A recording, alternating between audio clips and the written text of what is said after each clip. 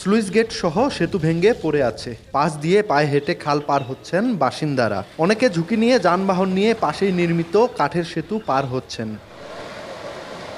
২০২৫ সালের ১২ আগস্ট রাতে ভারী বর্ষণে পঞ্চগড় সদরের মামাভাগিনা খালের স্লুইস গেট সহ সেতু দেবে যায়। ভেঙে যায় উভয় পাশের সংযোগ সড়কও।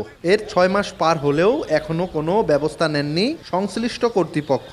এতে ভোগান্তিতে পড়েছেন আশপাশের অন্তত ১০ গ্রামের বাসিন্দা। বিশেষ প্রয়োজনে অ্যাম্বুলেন্স ও পণ্যবাহী যান চলাচল বন্ধ হয়ে যাওয়ায় ভোগান্তি আরও বেড়েছে। শীঘ্রই নতুন সেতু নির্মাণের দাবি এলাকাবাসীর। ব্রিজটা ভেঙে গেছে, কাঠের ব্রিজ, এখান দিয়ে যাওয়া খুবই সমস্যা।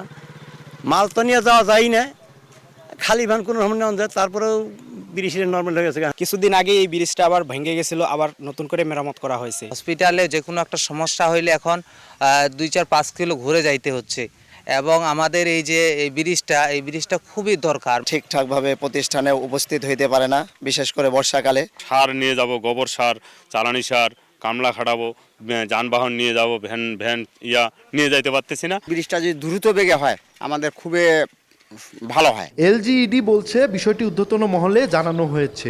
অনুমোদন হলেই দরপত্র আহ্বানের কথা জানান সংশ্লিষ্ট কর্মকর্তা।